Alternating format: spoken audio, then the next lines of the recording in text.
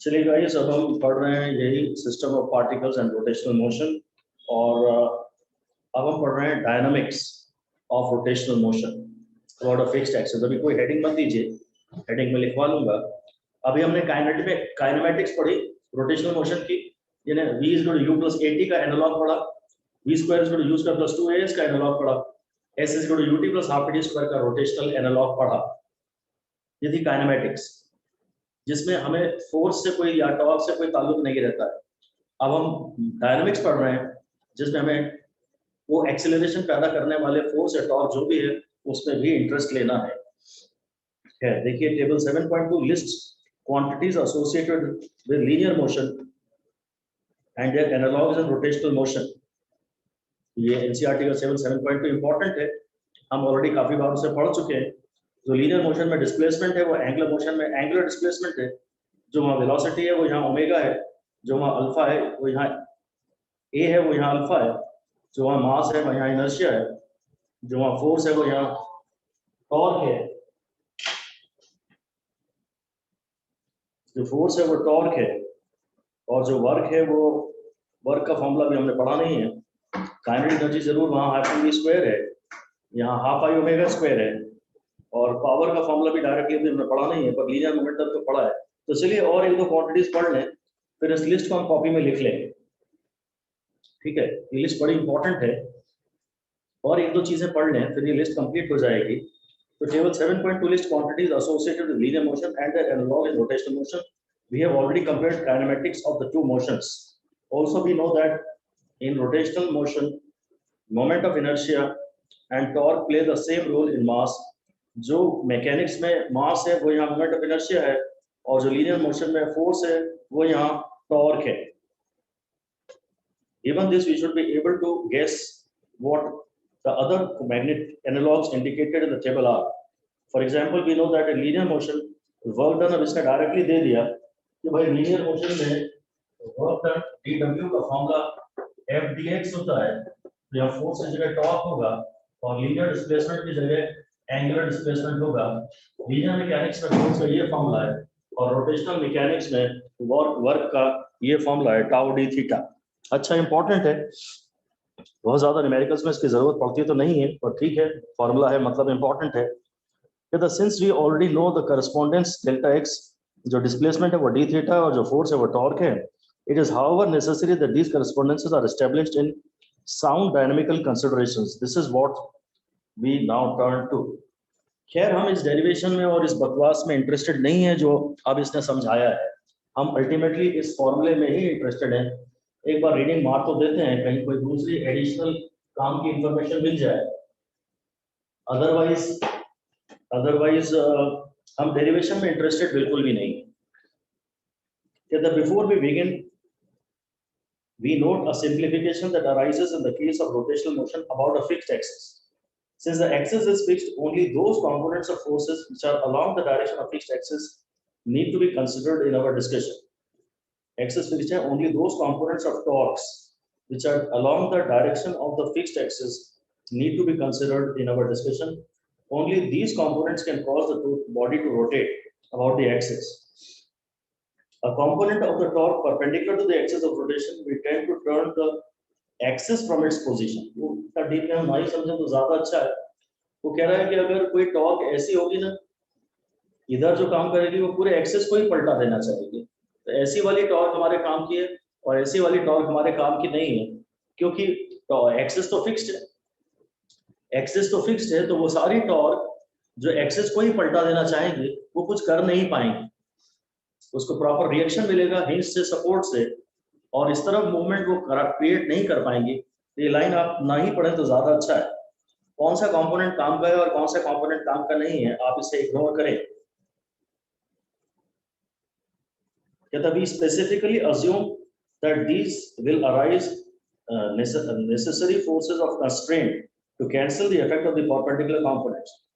अगर इस डायरेक्शन में एक्सिस ही रोटेशन करने के लिए कोई टॉर्क कोशिश करेगी तो कहीं ना कहीं अपने आप ही ऐसी टॉर्क और जनरेट हो जाएंगी जो इस असर को कैंसिल कर देगी, तभी तो एक्सिस फिक्स रह पाएगा।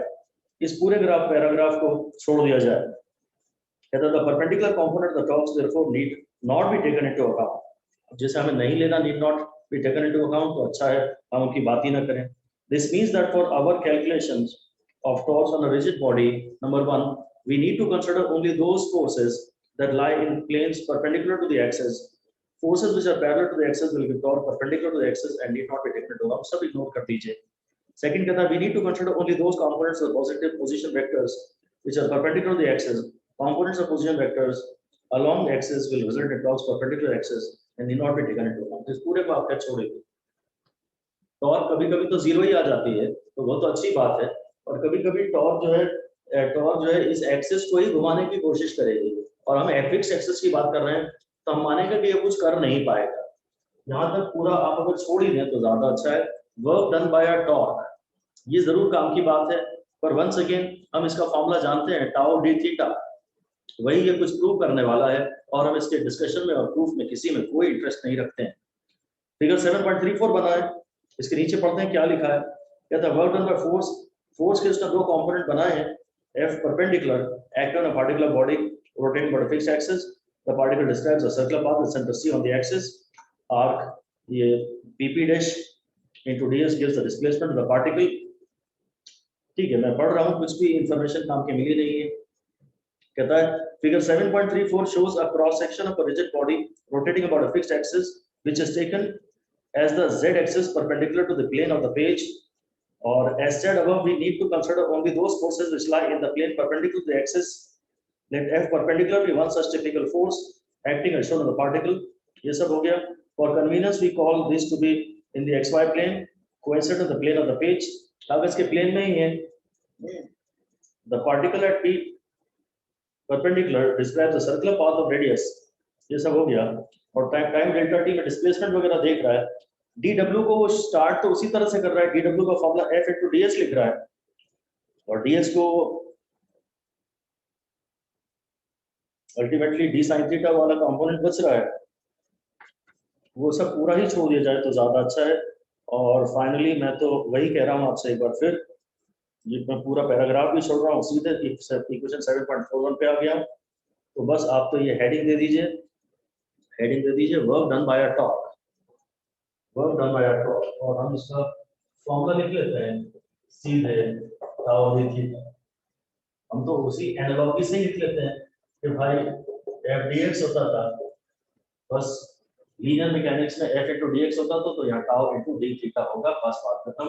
तो अगर आप दोनों साइड इंटीग्रेट कर देंगे तो ये ऐसा हो जाएगा, तो टोटल वर्क डन हो जाएगा वो integration of tau D theta. Tau अगर कांस्टेंट है तो वो इंटीग्रेशन साइन के बाहर आ जाएगा. इसी से रिलेट करते रहें, जो कुछ यहाँ करते थे वही यहाँ करिए.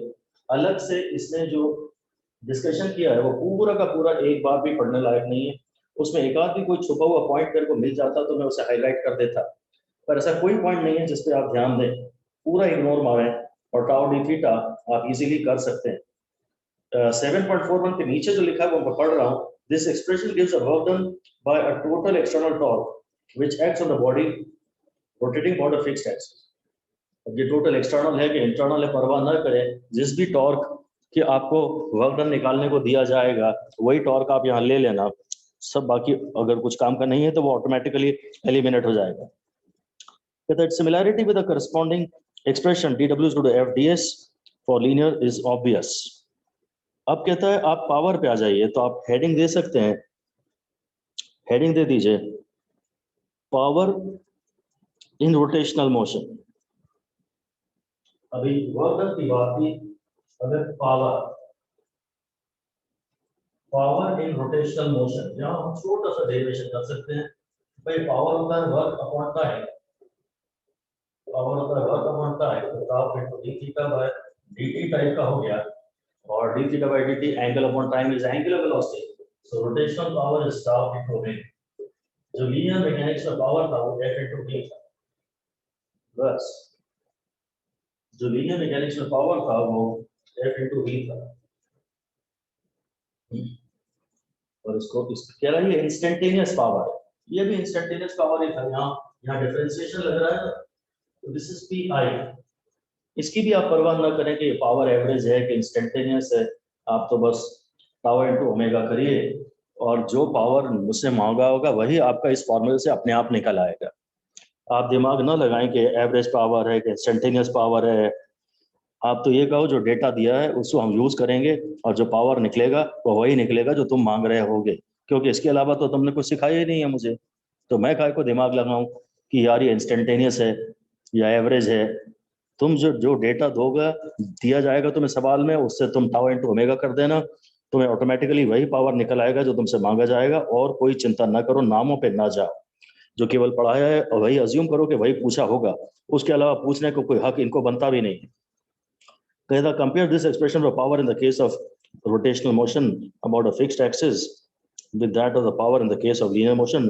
पहले था पावर एफ इंटू वी, ठीक है। तो ये दो बढ़िया काम के फॉर्मूले हैं। टाउ इंटू ओमेगा पे भी हम 3 स्टार दे रहे हैं, और उधर वो वर्क डन का फॉर्मूला था टाउ डी थीटा, उस पे भी 3 स्टार दे रहे हैं। बहुत ज्यादा यूज नहीं होते हैं। चलिए टाउ इंटू ओमेगा पे आप 5 स्टार दे दीजिए। कोई भी फॉर्मूला है तो चलिए हम क्यों इग्नोर करें, सभी पे 5 स्टार दे दें। कोई भी सारे फॉर्मूले पे जो फाइनल कंक्लूजन्स है सभी पे 5 स्टार दीजिए। टाउ डी थीटा पे भी 5 स्टार दे दीजिए, और टाउ इंटू ओमेगा पे भी 5 स्टार दे दीजिए। In a perfectly rigid body, there is no internal motion. The work done by external torque is therefore not dissipated and goes on to increase the kinetic energy of the body. अगर आप torque लगाएंगे ना तो उससे जो work होगा वो कहीं भी डिसिपेट नहीं होगा, वो वर्क डन काइनेटिक एनर्जी बढ़ाता ही चला जाएगा। अगर एक बॉडी में लीनियर मोशन हो रहा है और हम उस पर फोर्स लगा रहे हैं और वो फोर्स वर्क कर रहा है तो वर्क काइनेटिक एनर्जी बढ़ाता जाता है। ऐसे यहाँ पे अगर हम टॉर्क लगाएंगे पंखे पे तो वो घूमता ही चला जाएगा और उसकी रोटेशनल काइनेटिक एनर्जी बढ़ती ही चली जाएगी। The rate at which work is done on the body is given by this equation 7.42. Rate of work वही power कहते हैं। This is to be equated to the rate at which kinetic energy increases. The rate of increase of kinetic energy is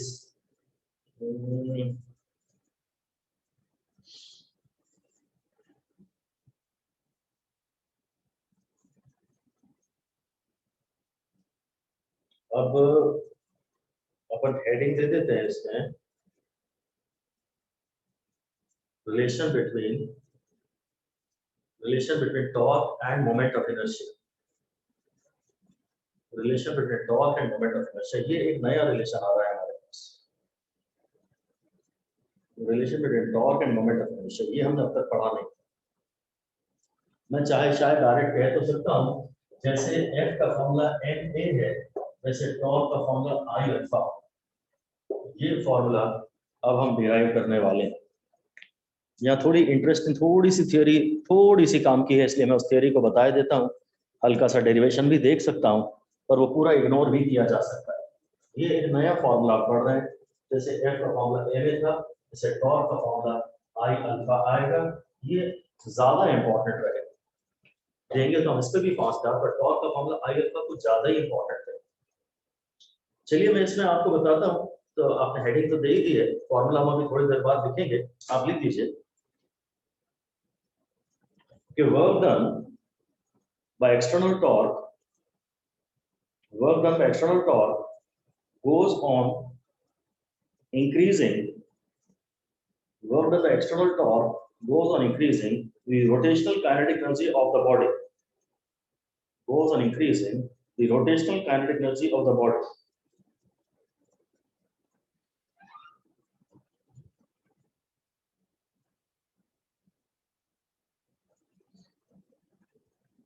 तो आगे लिख दीजिए अगली line में कि let us calculate the rate of increase of kinetic energy. Let us calculate the rate of increase of rotational kinetic energy. Let us calculate the rate of increase of rotational kinetic energy. Now rate का मतलब होता है with respect to time, ये बात bracket में लिख लीजिए। Rate means with respect to time. मुझे ddt of rotational kinetic energy निकालनी है। मुझे ddt of half I omega square निकालना है। इसमें से हाफ और I तो बाहर आ जाएगा, जितने भी कांस्टेंट होते हैं। एक पर्टिकुलर बॉडी के लिए जिसका एक्सिस ऑफ रोटेशन फिक्स्ड है और एक्सिस ऑफ रोटेशन के आसपास मास का डिस्ट्रीब्यूशन फिक्स्ड है, उसका I फिक्स्ड है। ये डेरिवेशन भी वंस अगेन छोड़ा जा सकता है, पर इस बहाने हमारा चलिए डिफरेंशिएशन रिवाइज हो रहा है, इसलिए हम कर लेते हैं। जो भी कांस्टेंट है उन्हें आप बाहर ले आइए। अब देखिए ये ओमेगा एंगुलर वेलोसिटी एक वेरिएबल है, और ये ओमेगा स्क्वायर को टाइम के रिस्पेक्ट में आप डिफरेंशिएट नहीं कर सकते। ये हाफ आई तो बाहर रखिए, D D omega of omega square लिखिए, और d omega by d T करिए। ओमेगा स्क्वायर को ओमेगा से करिए और बदले में ओमेगा को टी से डिफरेंशिएट करिए, चेन रूल लगाया है। ये मेरा थोड़ा सा रिवाइज हो रहा है, पूरा छोड़ा भी जा सकता है, कोई इश्यू नहीं। ये हो जाएगा हाफ आई, ये हो जाएगा 2 ओमेगा, और d omega by d t rate of change of angular velocity is an acceleration. जो rate of increase of rotational kinetic energy है उसका फॉर्मूला आ रहा है ये आई ओमेगा अल्फा। मैंने ओमेगा स्क्वायर को ओमेगा से डिफरेंशिएट किया और बदले में ओमेगा को टी से डिफरेंशिएट किया। ये हो गया 2 ओमेगा और ये हो गया एंगुलर एक्सेलरेशन। इसको आप नहीं भी रिवाइज करेंगे तो बिल्कुल चलेगा, पर इस बहाने कम से कम कुछ तो रिवाइज हुआ। एक तो डिफरेंशिएशन रिवाइज हुआ, फिर D omega by d T को क्या कहते हैं वो रिवाइज हुआ। ठीक है, equating rates of work done and increase of kinetic energy, rate of work done in power. अब पावर को मैं टाउ इनटू ओमेगा से इक्वेट कर सकता हूँ। ये जो rate of increase of kinetic energy है ये एक्चुअली पावर है, तो ये टाउ ओमेगा है, और ये आई ओमेगा अल्फा भी है।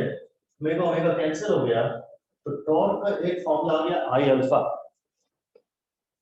टॉर्क का एक फॉर्मूला आ गया आई अल्फा। हम इस डेरिवेशन को दोबारा ना पढ़ें तो ज्यादा अच्छा है, हमें सिर्फ फाइनल कंक्लूजन से मतलब है torque is equal to I alpha. हाँ, ये 5 स्टार भी लिख दीजिए, और एक्चुअली ये और भी ज्यादा कॉमनली यूज्ड फॉर्मूला है, तो इस पे हमको थोड़े ज्यादा स्टार तो 5 से ज्यादा नहीं देंगे, पर वेरी इंपॉर्टेंट लिख दीजिए। इस पे आप 6 स्टार 7 स्टार भी दे सकते हैं, अगर आप 5 स्टार के बंधन से न बनना चाहें तो। ये मोर इंपॉर्टेंट है, ज्यादा यूज होता है, न्यूमेरिकल में ज्यादा यूज होता है, न्यूमेरिकल में ये ज्यादा यूज होता है। टिपिकली इससे जो न्यूमेरिकल बनता है ना, वो ये है कि तुमको वो आई दे देता है और दे देता है और आई दे देता है, तुम अल्फा निकाल लेते हो, और अगर तुमने एक बार अल्फा निकाल लिया तो फिर तुमसे वो इस किसी फॉर्मूले में वो अल्फा लगवा लेता है। ऐसा न्यूमेरिकल बनता है, 2 स्टेप न्यूमेरिकल बनता है, आसान न्यूमेरिकल बनता है, पर थोड़ा ज्यादा आता है पेपरों में। ये जो फॉर्मूला था कि work done is tau D theta, इस पे न्यूमेरिकल थोड़े कम देते हैं। इसके बाद ऐसे ही पावर का फॉर्मूला था टाउ ओमेगा, इसमें भी न्यूमेरिकल थोड़े कम बनते हैं। मैं इनिशियली 3 स्टार देने के मूड में था, पर फिर मैंने कहा चलो फॉर्मूला है और इग्नोर ना हो जाए आपसे जरा भी। इनका कंपैरिजन में ये न्यूमेरिकल ये ज्यादा इंपॉर्टेंट है। टिपिकल न्यूमेरिकल मैंने आपको बता दिया, वो टॉर्क दे देता है और आई दे देता है। ये डायरेक्टली दे देता है या थोड़ा सा इनडायरेक्टली दे देता है कभी कभी, ये भी आपको कैलकुलेट करने पड़ते हैं। खैर समाव आपको टॉर्क पता है और आई पता है, उसके बाद आप अल्फा निकाल लेते हो, और एक बार आपको अल्फा मिल गया तो ऐसी किसी इक्वेशन में वो अल्फा आपसे यूज करवा लेता है। ये न्यूमेरिकल ये ज्यादा यूज होता है, ये फॉर्मूला ज्यादा यूज होता है। ऑलराइट, एफ का फॉर्मूला जैसे एन था, वैसे टॉर्क का फॉर्मूला आई अल्फा हो जाएगा। हम इसके डेरिवेशन को बिल्कुल भी नहीं पढ़ेंगे।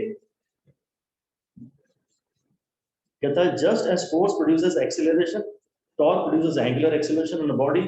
The angular acceleration is directly proportional to the applied torque and inversely proportional to the moment of inertia of the body. बस ये Newton second law in rotational motion और फिक्स्ड एक्सिस। इसका नाम रख तो सकते हैं, पर नाम इंपॉर्टेंट है नहीं। टॉर्क का फॉर्मूला है आई अल्फा, इसका नाम है Newton's second law in rotational motion. और ये बोलने की आवश्यकता तो नहीं है, पर हम बोल रहे हैं चलिए about a fixed axis। ये नाम इंपॉर्टेंट नहीं। जैसे F का फॉर्मूला m है, न्यूटन सेकंड लॉ है, ऐसे टॉर्क का फॉर्मूला I अल्फा भी न्यूटन सेकंड लॉ है for the rotational motion about a fixed axis. ठीक है, ऊपर इसने कुछ बातें कही है कि torque angular acceleration is directly proportional to applied torque. Alpha torque के प्रोपोर्शनल है, अल्फा को बोले तो टॉर्क बाय आई है, तो alpha is directly proportional to torque, ये बातें नहीं लिखने लायक ऐसी मुझे लग नहीं रही। Alpha is directly proportional to torque and alpha is inversely proportional to I. अब ये फॉर्मूला अगर आपको पता है तो ये सब आप निकाल ही लेंगे। ये एनसीईआरटी ने लाइनें लिखी हैं और ये किसी भी सिग्निफिकेंस की नहीं है। कोई आपसे ये स्टेटमेंट्स नहीं पूछेगा कि बताओ ये स्टेटमेंट ट्रू है कि फॉल्स है, और सीधे थोड़ा सा आगे जाके न्यूमेरिकली पूछेगा। अगर न्यूमेरिकल बन गया तो वो आपसे मान लेगा कि आपको सब आता है। अल्फा किसके डायरेक्टली प्रोपोर्शनल है और किसके इनवर्सली प्रोपोर्शनल है, ये लाइनें दी गई हैं एनसीईआरटी में, इनका कोई मीनिंग नहीं है मेरे हिसाब से। अब मैं जो 7.2 इसने बनाया है, मैं उस टेबल को आपको लिखवा सकता हूँ। अब टेबल 7.2 हम लिख सकते हैं, काफी ज्यादा इंपॉर्टेंट है। आप सिर्फ टेबल 7.2 पढ़िएगा, नो डेरिवेशन रिक्वायर्ड।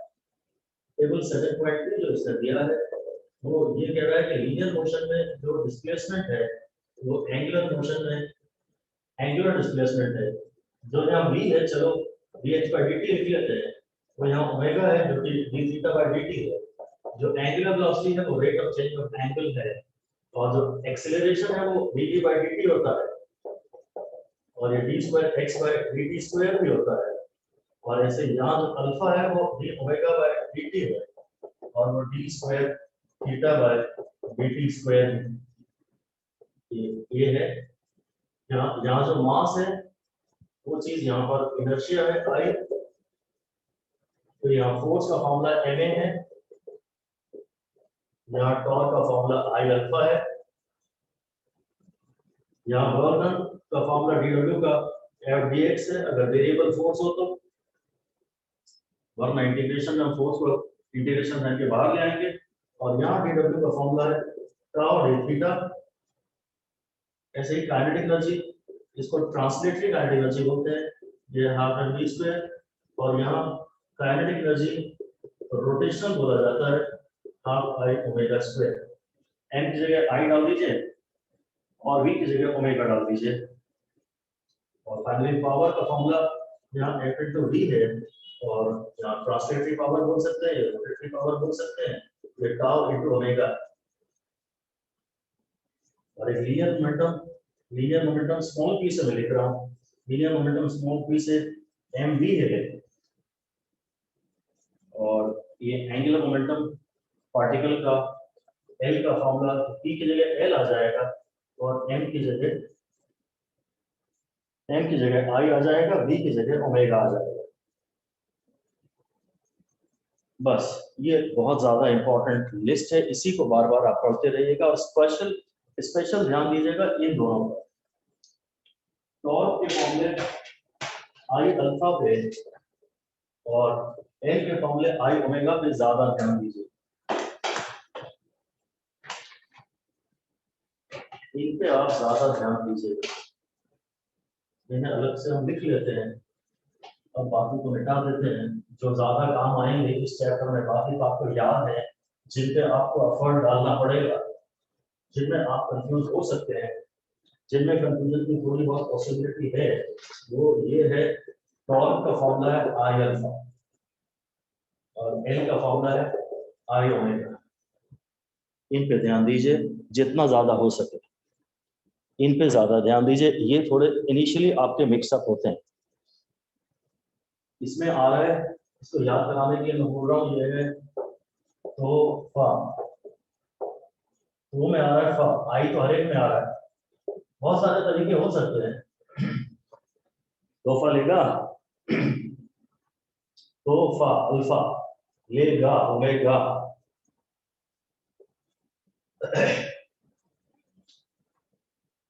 तरीके और भी हो सकते हैं, एफर्ट आपको डालना पड़ेगा। आप किस तरीके से करते हैं वो आपकी प्रॉब्लम है। ये जो चार्ट था ना, ये बहुत ज्यादा इंपॉर्टेंट है। पहले आपका सारा फोकस इस चार्ट के मास्टरी में ही रहे, और एसोसिएटेड डेरिवेशंस बाद में देख सकते हैं, और थ्योरी तो बिल्कुल भी देखने की आवश्यकता नहीं है। इवन डेरिवेशंस देखने की कोई आवश्यकता नहीं है। आपको ये फॉर्मूले याद रखने हैं, अपनी आदत पे, हैबिट पे लाने हैं, और इन पर बेस्ड न्यूमेरिकल्स सिंपल वाले इनिशियल। बस ओके, एग्जाम्पल 7.15 देखते हैं। कहता cord of negligible mass, mass अक्सर ये नहीं देगा, लाइट बोल सकता है उसको, is wound round the rim of the wheel of a mass 20 kg wheel, flywheel. अच्छा, फ्लाई व्हील बोला है।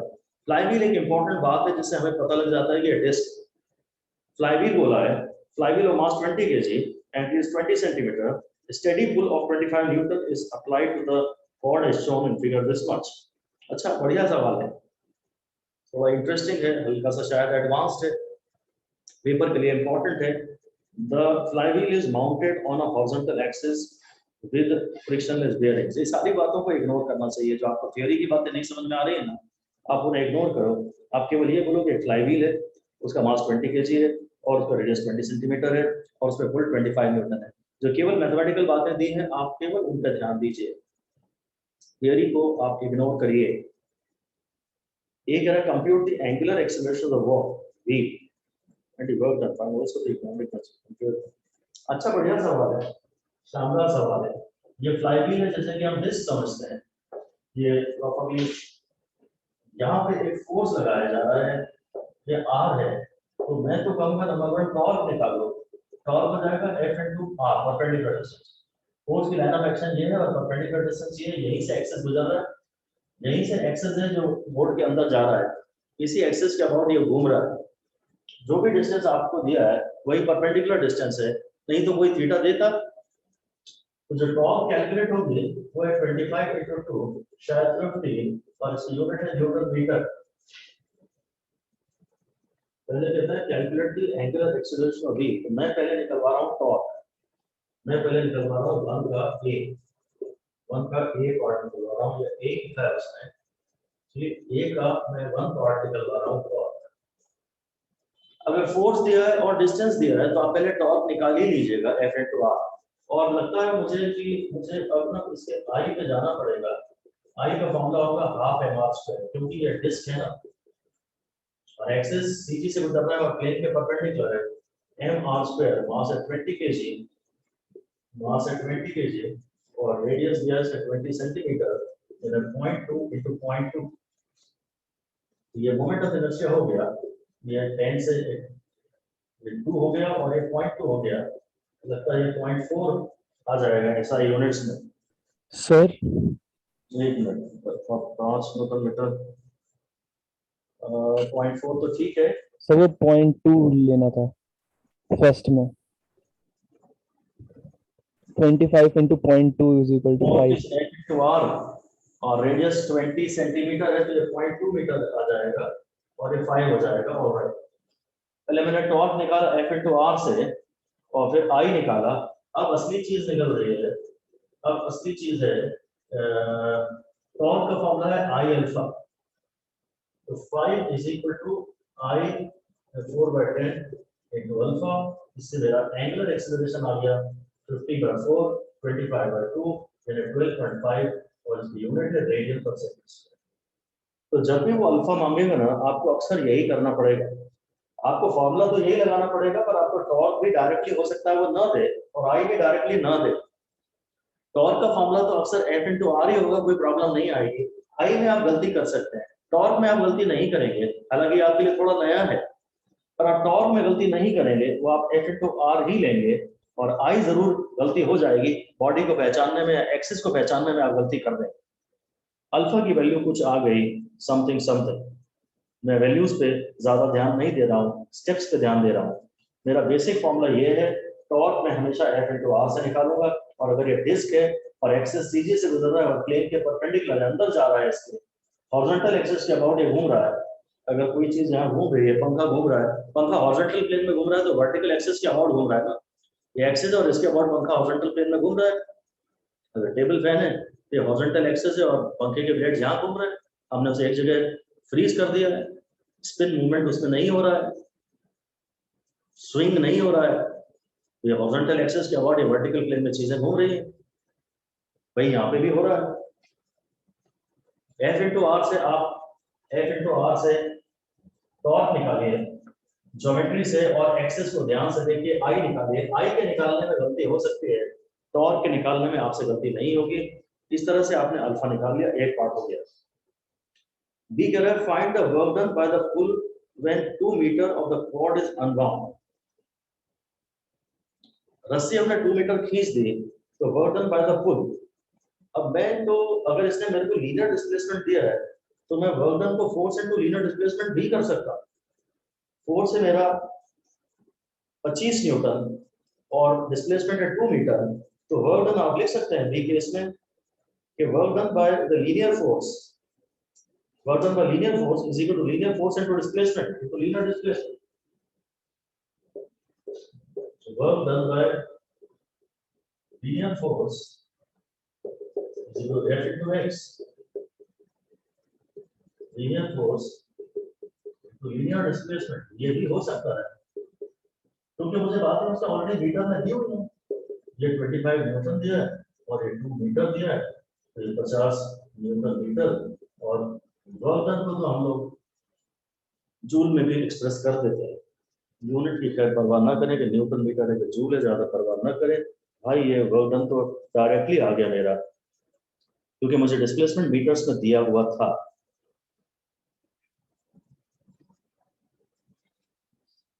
मैं इसको इस तरह से भी कैलकुलेट कर सकता था कि सी पार्ट ने कहा ही है कि find also the kinetic energy of the wheel at this point, assume that the wheel start from rest। अब जितना वर्क डन है वो चेंज इन काइनेटिक एनर्जी के बराबर होता है। सी पार्ट लिख ले, फाइंड द डेल्टा के या find the final kinetic energy of the wheel,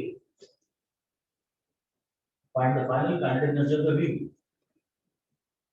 तो आज भी आप वो लॉ लिख सकते हो वर्क एनर्जी थ्योरम का, लिख लीजिए work done by net force is equal to delta Ke, work done by all the forces is equal to delta Ke। तो जो वर्क डन है जो F into x है वो K final minus K initial है, तो work done 50 है और K फाइनल, और इनिशियल काइनेटिक एनर्जी तो 0 है, पहले तो ये रेस्ट पे ही था, तो बस जो फाइनल काइनेटिक एनर्जी है V की वो 50 है। वर्क डन आज भी डेल्टा Ke के बराबर होता है। सी ने कहा find the work done by the pull, नहीं सी ने कहा find also the kinetic of the wheel at the point, assume that the wheel starts from rest। अब इसे another एक और मेथड से कंपेयर करने की कोशिश कर रहा है। सी के सॉल्यूशन देखते हैं। तो let omega be the final angular velocity and the kinetic energy gained is half by omega square। wheel starts from rest, initially angular velocity 0 थी, तो angular displacement निकाल रहा है वो, और फिर थीटा अगर मिल जाएगा, थीटा मिल जाएगा, अल्फा उसे पता ही है, थीटा मिल जाएगा, अल्फा उसे पता ही है, तो उसे ओमेगा स्क्वायर मिल जाएगा और काइनेटिक एनर्जी फिर से निकाल देगा।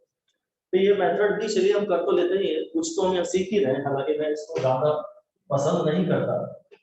हम उल्टा बल्कि ये कर सकते हैं, इसको पार्ट्स में ब्रेक कर सकते हैं और उल्टा ये लिख लेते हैं कि कैलकुलेट द एंगुलर डिस्प्लेसमेंट, एक क्वेश्चन एडिशनल लिख रहे हैं हम, calculate the angular displacement in the wheel, angular displacement in the wheel when the cord unwinds through 2 meters।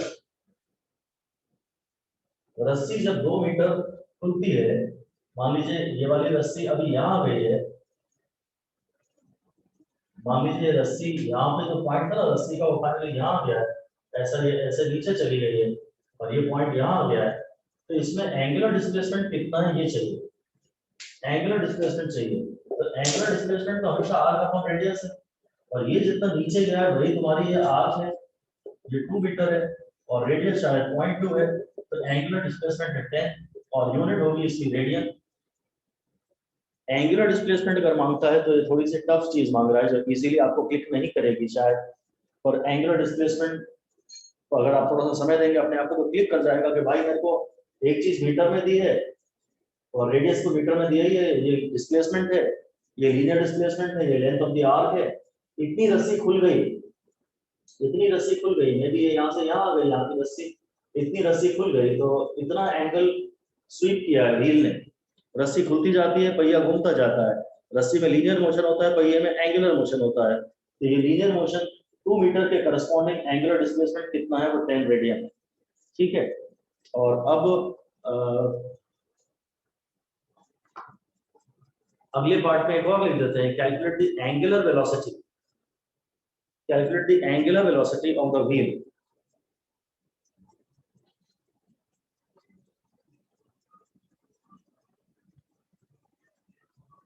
When given if we know its alpha and theta, इसका alpha दिया है और theta दिया है, starting from rest angular velocity निकालनी है, तो omega square is equal to omega theta square plus 2 alpha theta, ये टर्म जीरो है क्योंकि इसने रेस्ट से स्टार्ट किया है। ओमेगा स्क्वायर है 2 अल्फा, एंगुलर एक्सीलरेशन की वैल्यू आई थी 12.5 और फिलहाल थीटा है आर्क अपॉन रेडियस से, थीटा है आर्क अपॉन रेडियस से 10, तो ओमेगा स्क्वायर हो गया ये 250, ओमेगा स्क्वायर ही रहने दीजिए। थीटा है आर्क अपॉन रेडियस, थीटा मिल गया, अल्फा पहले हम निकाल ही चुके थे। ये वाला पार्ट थोड़ा सा इडियोटिक है शायद, इसकी आपको ज्यादा जरूरत नहीं पड़ेगी, पर वो प्रूव करना चाह रहा है कुछ और, इसलिए अब फाइनल इससे भी लिख देते हैं। नेक्स्ट पार्ट लिख दीजिए, calculate the rotational kinetic energy gained by the wheel. Rotational kinetic energy gained by the wheel, तो रोटेशनल काइनेटिक एनर्जी का formula half by omega square भी है, पहले तो वो रेस्ट पे ही था, आई जो है वो इसका हाफ एम स्क्वायर है और ओमेगा स्क्वायर 2 अल्फा थीटा से आ ही जाएगा। अगर मान लीजिए ये सब आपको वैल्यूज पहले से नहीं पता है तो, फिलहाल मुझे सारी वैल्यूज पहले से पता है। जो मोमेंट ऑफ इनर्शिया है इसका वो है,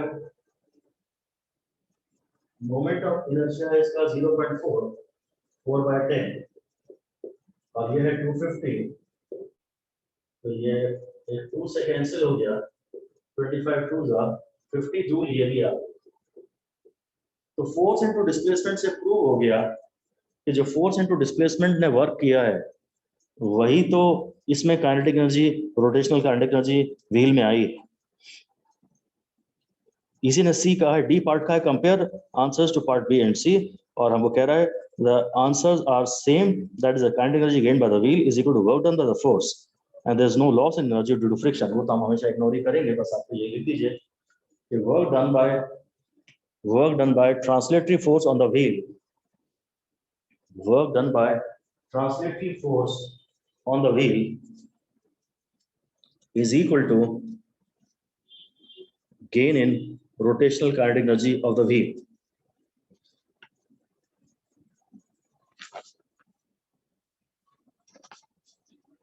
Is equal to gain in rotational kinetic energy of the wheel. ये काफी अच्छा डिस्कशन था। बेसिकली सिर्फ 5 मिनट में इसकी समरी दी जा सकती है, क्योंकि हमने बेसिकली बस वो फॉर्मूला पढ़ा, सिर्फ वो फॉर्मूले पढ़े, लिस्ट पढ़ा पूरी, 2 नए फॉर्मूले पढ़े, एक टॉर्क का फॉर्मूला आई अल्फा, एक पावर का फॉर्मूला टाउ इनटू ओमेगा, एक एल का फॉर्मूला आई ओमेगा, और बस उससे एक प्यारा सा न्यूमेरिकल किया। इसी के आसपास न्यूमेरिकल, इसी से रिलेटेड न्यूमेरिकल पेपर में आने की संभावना बनती है। ये हल्का सा एडवांस्ड माना जाता है, पीवाईक्यू को आप देखेंगे तो आप हल्का सा एडवांस्ड पाएंगे, पर बढ़िया इंटरेस्टिंग। टॉर्क को एफ इंटू आर से निकाला, फिर एफ इंटू आर को आई अल्फा से इक्वेट कर दिया, उससे अल्फा निकाल लिया, omega square into omega 0 square plus 2 alpha theta से फाइनल ओमेगा निकाल लिया, और फिर हाफ आई ओमेगा स्क्वायर से काइनेटिक एनर्जी निकाल लिया। F into force into displacement वाला मेथड तो हम यहाँ शायद ज्यादा अप्लाई नहीं करेंगे। अगर आपको रोटेशनल काइनेटिक एनर्जी निकालनी होगी ना, तो पहले आप लिख दीजिए steps for numericals, steps for numericals to calculate rotational kinetic energy. Normally आप शायद ये करने वाले हैं, टॉर्क का फॉर्मूला है I into alpha, where torque is equal to F into R, और I जरा सोचना पड़ेगा आपको ध्यान से। ये फिर omega square is equal to omega 0 square plus 2 alpha theta. Alpha आपने यहाँ से निकाला है, ये अल्फा आप यहाँ डालें, थीटा की जानकारी उसमें कुछ ना कुछ आपको जरूर दी होगी, या और omega is equal to omega 0 plus alpha T, या तो टाइम दे दिया होगा, और फाइनली जो रोटेशनल काइनेटिक एनर्जी है वो हो जाएगी हाफ आई ओमेगा स्क्वायर। ये आपको टिपिकली बढ़िया न्यूमेरिकल मिलेंगे, इस पर बेस्ड न्यूमेरिकल आपको मिलेंगे भी और आपसे बनेंगे भी। थोड़ा सा आपको विल पावर दिखाना पड़ेगा।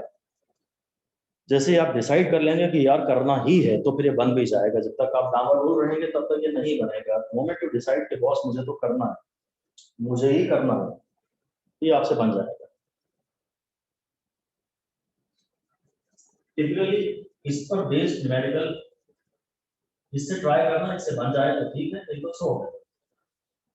मोस्ट ऑफ द पीवाईक्यू आपसे बन जाएंगे इस अप्रोच से। अब हम आगे पढ़ रहे हैं angular momentum in case of rotation about a fixed axis. Angular momentum को मैं पढ़ तो चुका हूँ एक पार्टिकल के लिए, एमडीआर और वाई ओमेगा भी पढ़ चुका हूँ, उसी को ये कुछ पढ़ा रहा है। वंस अगेन इसकी जो थियोरी है पूरी पूरी कचरा है। हम फाइनल डिस्कशन जो है उसी की बात करेंगे। एक बार नजर मार तो लेते हैं। आप केवल हेडिंग दे दीजिए, हेडिंग चलिए पूरी दे दीजिए और ऐसा बल्कि लिख दीजिए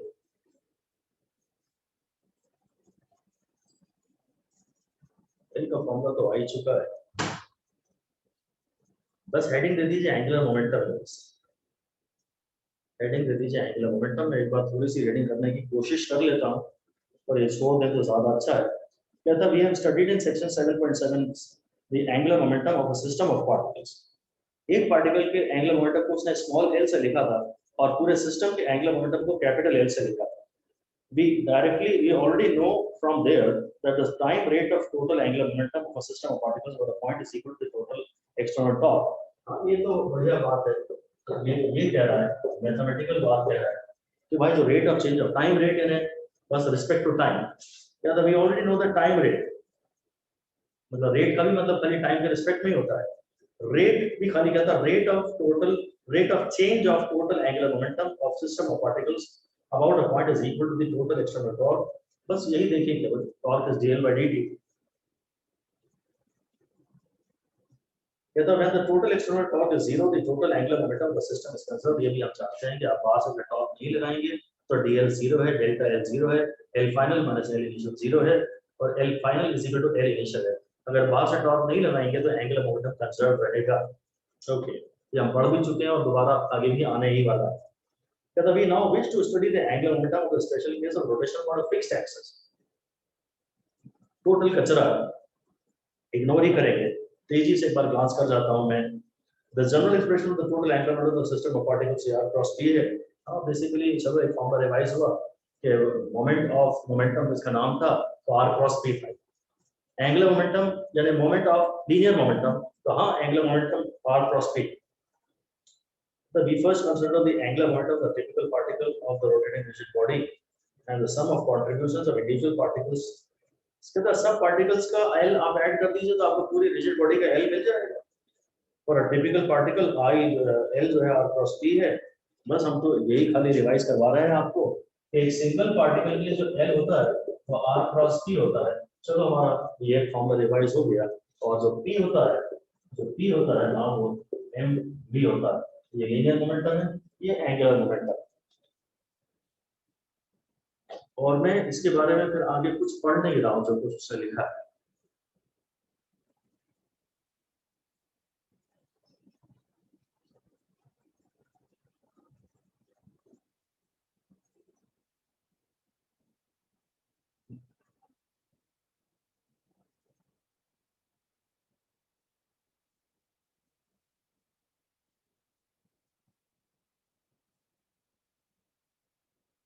फाइनली भी वही इक्वेशन आ रही है, dl by dt को टॉर्क कह रहा है। As we have seen in the last section, only those components of the external torque which are around the axis of rotation need to be taken into account when we discuss rotation about a fixed axis। This means that we can take, मैं अलग से आपको ये दे देता हूँ।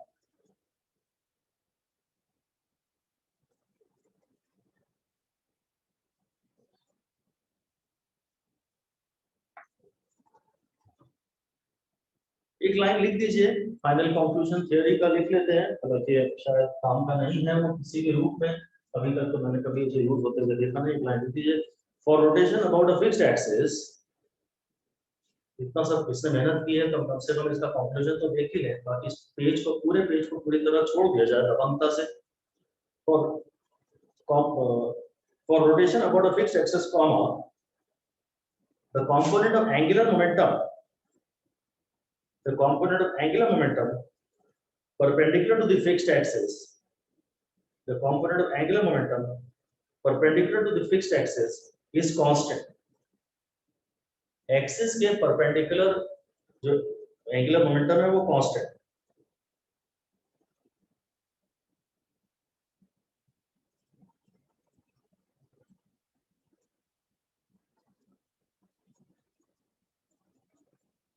तो किस case में?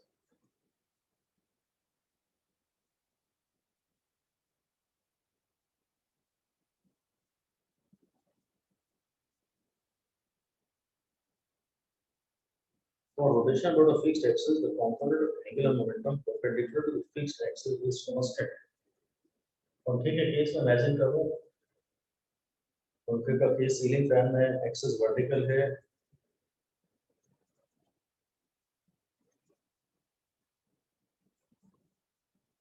छोड़ दीजिए खैर उसको भी, वो भी मुझे कुछ क्लियर हो नहीं रहा है।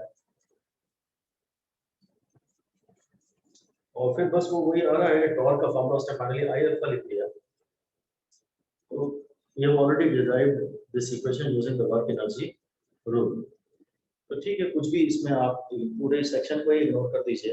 ये फॉर्मूले हमारे रिवाइज हुए। तो टॉर्क इज, जब किसी बॉडी पे टॉर्क लगाते हैं तो उसका एंगुलर मोमेंटम चेंज होता है, and torque is equal to rate of change of angular momentum, और जितना वर्क करते हैं वो rate in change in kinetic energy हो जाती है। असली चीज अब इंपॉर्टेंट ये आ रही है, हेडिंग दे दीजिए कंजर्वेशन ऑफ एंगुलर मोमेंटम, ये हेडिंग दे दीजिए। ये काफी इंपॉर्टेंट है, पहले भी करीब करीब ये आ चुका है, इसकी सारी बातें हम कर चुके हैं। हेडिंग है कंजर्वेशन ऑफ एंगुलर मोमेंटम। तो ये तो मैं वही समझता हूँ कि टॉर्क इज रियल क्वांटिटी, अगर एक्सटर्नल टॉर्क 0 होगी तो रियल 0 होगा, डेल्टा 0 होगा, डेल्टा फाइनल माइनस इनिशियल 0 होगा, अगर एक्सटर्नल टॉर्क 0 होगी तो एंगुलर मोमेंटम कंजर्व रहेगा। इसको कंजर्वेशन ऑफ एंगुलर मोमेंटम कहते हैं। बहुत ही ज्यादा इंपॉर्टेंट है, very important, very important concept. इसमें थ्योरी के भी बहुत सारे क्वेश्चन बनते हैं, लॉजिकल कॉन्सेप्चुअल वाले, और न्यूमेरिकल के भी बहुत सारे सवाल न्यूमेरिकल के बनते हैं, और न्यूमेरिकल के ही ज्यादा काम के हैं। थ्योरी के क्वेश्चन इंपॉर्टेंट नहीं है, उन्हें आप सेकेंड लेवल मतलब बाद में करें, पहले तो आप इनके न्यूमेरिकल से ही भिड़े। न्यूमेरिकल बनने लगे और न्यूमेरिकल अप्रोच में आपके अगर इम्प्रूवमेंट हुआ एनालिटिकल अप्रोच में, तो थ्योरी के भी कुछ क्वेश्चन हम न्यूमेरिकल से न्यूमेरिकल बना के करेंगे। न्यूमेरिकल बना के भले ही ना करें, पर फॉर्मूले से करेंगे और तब एक्यूरेसी बढ़ेगी। कहता है we are now in a position to revisit the principle of conservation of angular momentum in the context of rotation for a fixed axis। कहता है एंगुलर मोमेंटम आप पढ़ तो चुके हो, पर अब आप rotation for a fixed axis के हिसाब से पढ़ो, उसमें कोई डिफरेंस नहीं है, उसे आप इग्नोर करो। जो एंगुलर मोमेंटम कंजर्वेशन हमने पहले पढ़ा था वही आज भी है। Rotation for a fixed axis से कोई लेना देना नहीं है। इनिशियली आप ये मान सकते हैं चीजों को सिंप्लीफाई करने के लिए, वही है। तो एल है I omega. For symmetric bodies they may be replaced by L, or respectively the magnitudes of this much. This then is rearranged required form for fixed axis rotation। तो कुछ नहीं है, फिक्स्ड एक्सिस और जो normal हमने पढ़ा था उसमें कोई डिफरेंस नहीं है। Which expresses, this equation expresses the general law of conservation of angular momentum of a system of particles. This applies to many situations that we come across in daily life. Now you may do this experiment with your friend. Sit on a swivel chair, a chair with a seat, free to rotate about the pivot with your arms folded and feet not resting on, that is away from the ground। जो ground पे नहीं है, आप chair पे आप बैठे हैं, इस तरह से अपने पैर थोड़े से हवा में उठा रखे हैं, और इस एक्सिस के अबाउट चेयर आपकी घूम सकती है, एक्सेस के अबाउट चेयर आपकी घूम सकती है। और बस उसमें वही वो कह रहा है कि पहले अपने हाथ फोल्डेड रखिए, और बाद में जब आपकी स्पीड आ गई हो तो आप थोड़ा सा हाथ बाहर कर लीजिए। जब आप हाथ बाहर कर लेंगे तो आपके कुछ पार्टिकल्स एक्सेस से दूर चले जाएंगे। एक्सेस तो ये है, एक्सेस तो ये है। अब पहले सारे पार्टिकल एक्सेस के करीब हैं, अभी कुछ पार्टिकल एक्सेस के दूर चले गए, तो summation of M R square बढ़ गया है, आई बढ़ गया है। देखते हैं Ask your friend to rotate the chair rapidly. While the chair is rotating with considerable angular speed, stretch your arms horizontally. What happens? Your angular speed is reduced. If you bring back your arms closer to your body, the angular speed increases again. This is a situation where the principle of conservation of angular momentum is applicable. If friction and the rotational mechanism is neglected, जो कि हम हमेशा ही करेंगे, there is no external torque about the axis of rotation of the chair, and hence it is constant. Stretching the arms increases I about the axis of rotation, resulting in decreasing the angular speed omega. ये सब मैं अभी लिखवाऊंगा, और जब arms वापस लाते हैं तो सब उल्टा हो जाता है. बस circus acrobat and a diver take advantage of this principle. Also, skaters and classical Indians or Western dancers performing pirouettes, spinning about a tip top on the toes on 1 foot display mastery over the principle plus. इसमें diagram के नीचे क्या लिखा है वो देखते हैं. और the demonstration of conservation of angular momentum, a girl sits on the side of the chair and stretches her arms, putting his arms closer to the body. बस ठीक है, आप क्वेश्चन के रूप में इसको पढ़ लेते हैं. क्वेश्चन के रूप में हम इसे पढ़ लेते हैं. क्वेश्चन लिख दीजिए कि a dancer suddenly, of course हम assume कर ही रहे हैं कि वो पहले से डांस कर ही रही है, suddenly raises her arms outwards, stretches her arms outwards. Dance करते करते अचानक उसने अपने बाहें बाहर की तरफ कर दी. अब क्या होगा? What happens? तो इसमें अब आपको ये देखना है कि इस प्रोसेस में सबसे पहले तो ये देखना है कि एक्सटर्नल टॉर्क है या नहीं. आंसर में यही लिख दीजिए कि only internal forces and internal torques are involve. जो भी है सब इंटरनल ही है, बाहर से तो कुछ आया नहीं. Internal forces and internal torques are involve. External torque is 0. और ऐसे सभी प्रश्नों में आपको शायद मान ही लेना पड़ेगा 99.9% से ज्यादा सवालों में कि अगर ये प्रश्न इस टाइप का है जो एंगुलर मोमेंटम कंजर्वेशन से सॉल्व होता हुआ दिख रहा है तो जरूर टॉर्क एक्सटर्नल 0 ही होगी. ब्रैकेट में लिख दीजिए. We can conveniently assume external torque to be 0 in all such cases.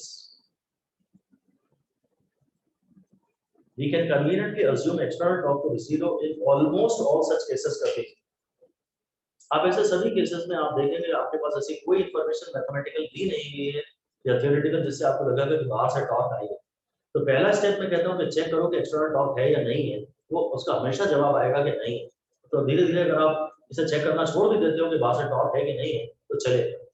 और क्योंकि बाहर से टॉर्क नहीं है, टॉर्क एक्सटर्नल dl/dt होती है, वो 0 है, तो हम समझते हैं L final is equal to L initial. तो I omega is equal to constant I1 omega 1 is equal to I2 omega 2. ये बड़ा इंपॉर्टेंट, इस पे बिल्कुल आप 5 स्टार दे सकते हैं. अगर बाहर से टॉर्क नहीं आ रही है, जो कि नहीं आएगी, आपके सवालों में टॉर्क बाहर से नहीं आएगी, तो I ओमेगा कांस्टेंट ही मिलेगा आपको.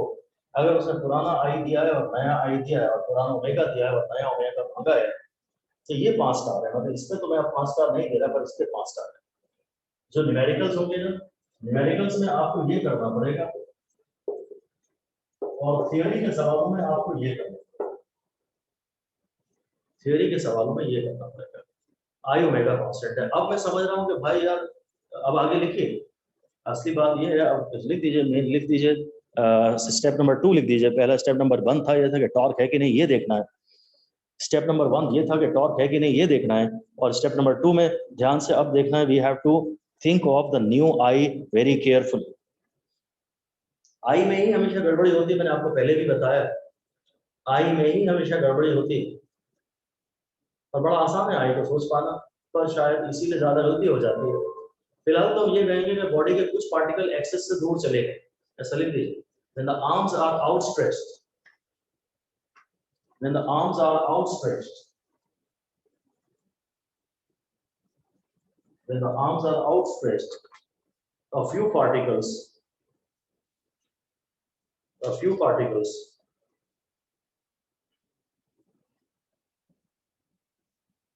go away from the axis of rotation.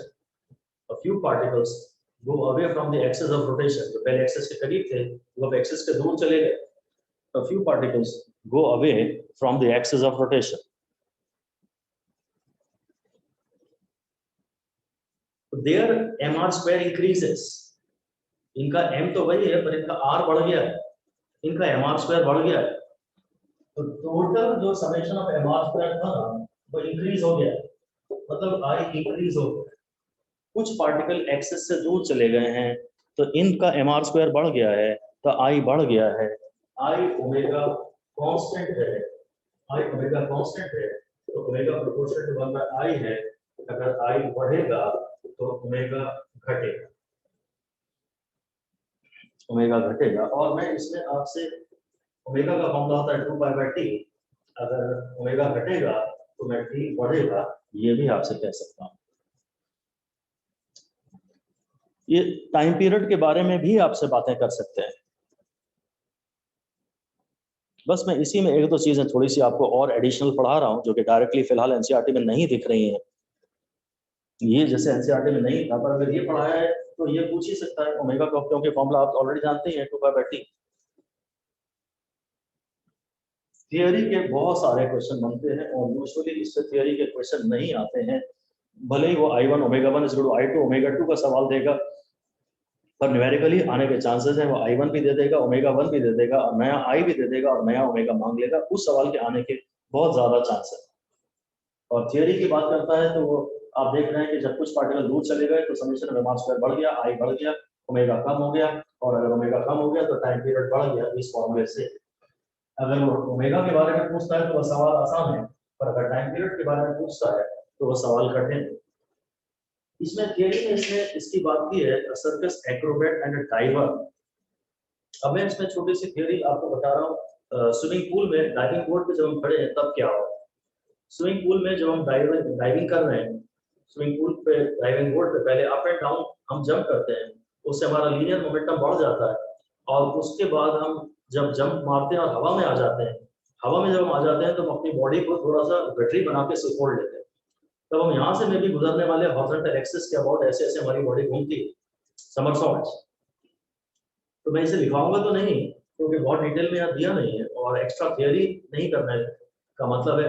हाँ, एक्स्ट्रा थोड़े से रिलेटेड न्यूमेरिकल हम कर सकते हैं 2021 का पेपर देखने के बाद, पर थियरी में तो कहीं भी हमें आगे जाने की कोई आवश्यकता नहीं है.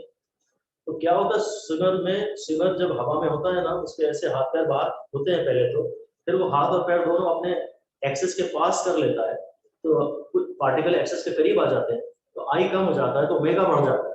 और अगर ओमेगा बढ़ जाता है तो उस जितने टाइम में वो नीचे गिरता है उतने टाइम में वो मोर कुलाटियां खा लेता है. एंगुलर वेलोसिटी क्योंकि बढ़ गई है ना, तो मोर समरसॉल्ट्स वो एयर में परफॉर्म करता है. ये मैंने लिखवाया नहीं है, मैं एक बार रिपीट कर रहा हूँ कि डाइविंग बोर्ड पे जब आते हैं तो पहले आप अपने वर्टिकली स्ट्रेट रखते हैं body, up and down jump करते हैं, लीनियर मोमेंटम बढ़ाते हैं. जब आपको एंगुलर मोशन क्रिएट करना है तो आप बॉडी को थोड़ा आगे झुका लेते हैं. यहाँ ये फोर्स जो है अब CG आगे है और फोर्स यहाँ है तो टॉर्क लगती है तो एंगुलर मोशन पैदा होता है. और जैसे ही आप हवा में जाते हैं उसके बाद आप अपने हाथ पैर अंदर खींच लेते हैं तो पार्टिकल्स एक्सिस के करीब आ जाते हैं, I कम हो जाता है, ओमेगा बढ़ जाता है एंड यू परफॉर्म मोर समरसॉल्ट्स. खैर ये डायरेक्टली एनसीईआरटी में नहीं दिया इसलिए हमें इसमें इंटरेस्ट नहीं लेना चाहिए. हाँ, मैं एक लास्ट इसमें फॉर्मूला आपको और दे रहा हूँ. हेडिंग दे दीजिए, जो फॉर्मूला डायरेक्टली एनसीईआरटी में दिख तो नहीं रहा है पर हेडिंग दे दीजिए relation between angular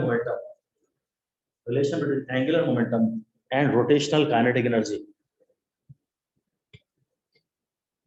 relation between angular momentum and rotational kinetic energy. तो मैं P का जो फॉर्मूला था ना mp, उसी की बात करता हूँ. वो √2me था. P का फॉर्मूला था √2me. तो आज शायद L का फॉर्मूला हो जाएगा, ये ट्रांसलेटरी था, L का फॉर्मूला हो जाएगा √2I ओके. एंगुलर मोमेंटम का ये भी फॉर्मूला है. मैं एनर्जी का फॉर्मूला पढ़ता था पहले p²/2 है. आज मैं रोटेशनल एनर्जी का फॉर्मूला पढ़ूंगा L²/2I. ये फॉर्मूला भी आपको आना चाहिए कायदे से.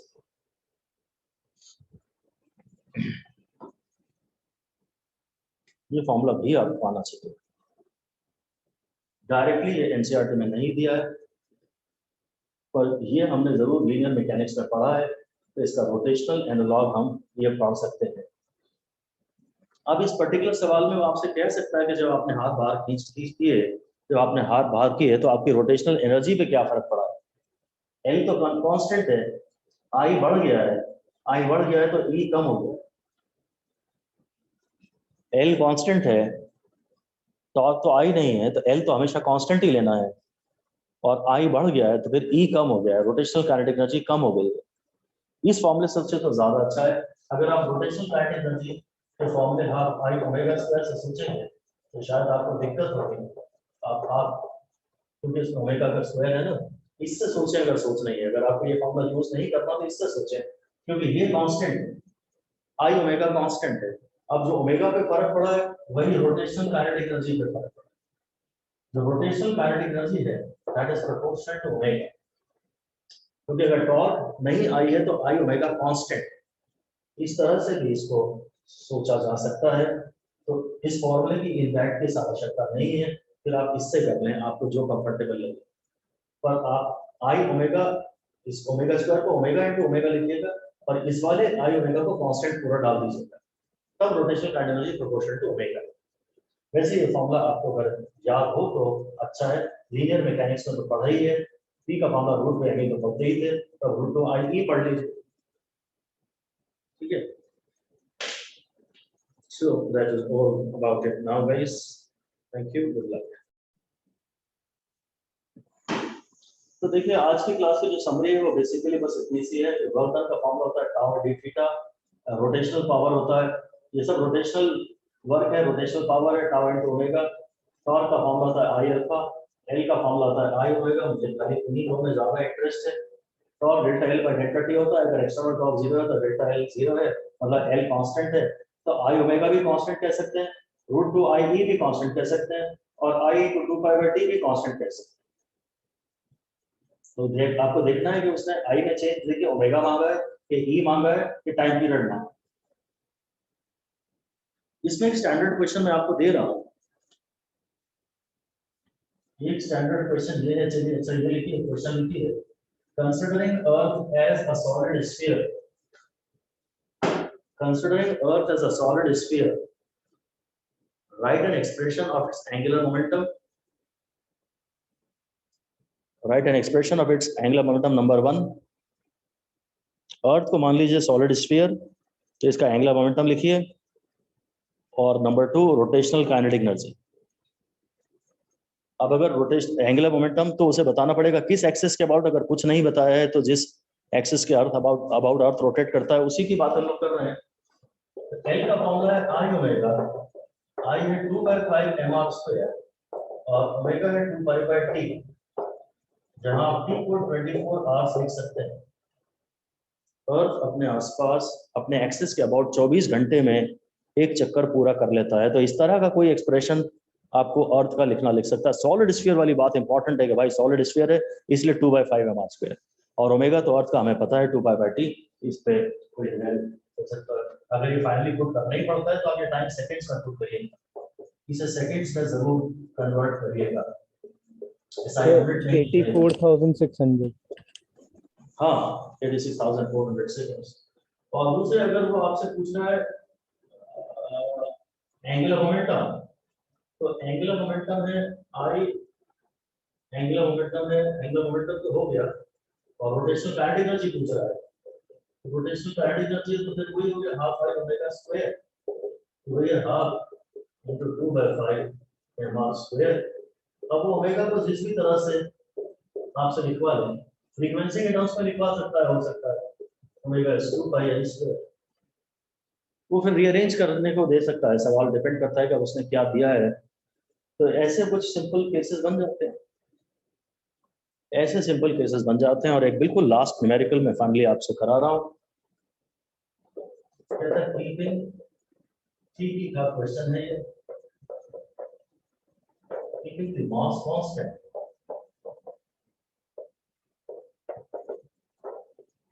radius of earth is suddenly half,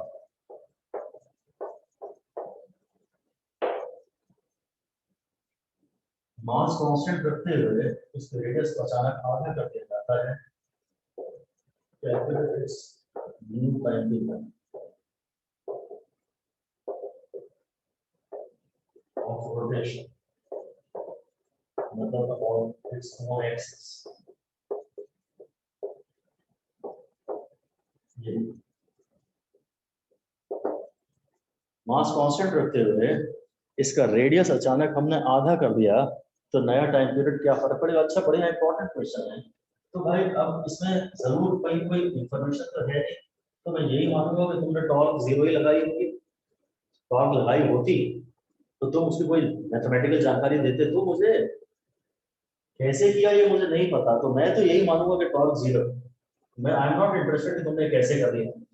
तो टॉर्क जीरो है तो एल कांस्टेंट है, तो आई ओमेगा कांस्टेंट है, तो 2/5 mr स्क्वायर ओमेगा कांस्टेंट है। इसका मतलब r स्क्वायर ओमेगा कांस्टेंट है, और ओमेगा को मैं 2 पाई/t लिख दूंगा, ये कांस्टेंट है। तो t proportional to r square याद भी रखा जा सकता है। इसमें मैं तो चाहता हूं कि आप 5 स्टार देते हैं। t proportional to r square, gravitation के चैप्टर में हम बाद में देखेंगे कि ये फॉर्मूला, ग्रेविटेशन के चैप्टर में हम ऐसा फॉर्मूला पढ़ेंगे, और क्योंकि इनमें सिली मिस्टेक की पॉसिबिलिटी है इसीलिए ये ज्यादा इंपॉर्टेंट है। इसलिए इंपॉर्टेंट है, ये क्वेश्चन बहुत बार आया है पीवाईक्यू में। ग्रेविटेशन में कुछ और पढ़ा जाएगा, ग्रेविटेशन में ही समझ में आएगा आपको कि कब क्या लगाना है। अभी मत सोचिए कब क्या लगाना है, आप तो अभी ये सोचिए कि रोटेशन के चैप्टर में जब स्वयं के एक्सिस के अबाउट रोटेशन का सवाल है तो ये रहेगा, ये याद कर लीजिए। और जब कोई भी बॉडी अपने ही एक्सिस के अबाउट रोटेट कर रही है तो ये फॉर्मूला रटा जा सकता है।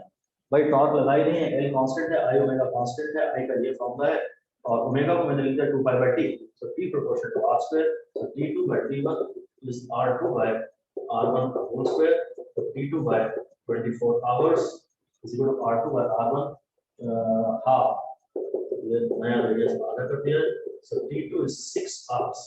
जिस यूनिट में आप t1 रखोगे उसी यूनिट में आपको t2 मिल जाएगा। बड़ा टिपिकल पेटेंट फॉर्म न्यूमेरिकल है, बहुत हमेशा से आया है। अब जो नए एग्जाम होंगे उनमें पेपर सेटर चाहेगा कि गूगल लेंस पे ये ऐसा सवाल बनाए जिसपे जो गूगल लेंस पे ना मिल पाए आपको, इसलिए वो माइनर मॉडिफिकेशन कर देगा, पर सवाल इसेंशियली यही रहेगा।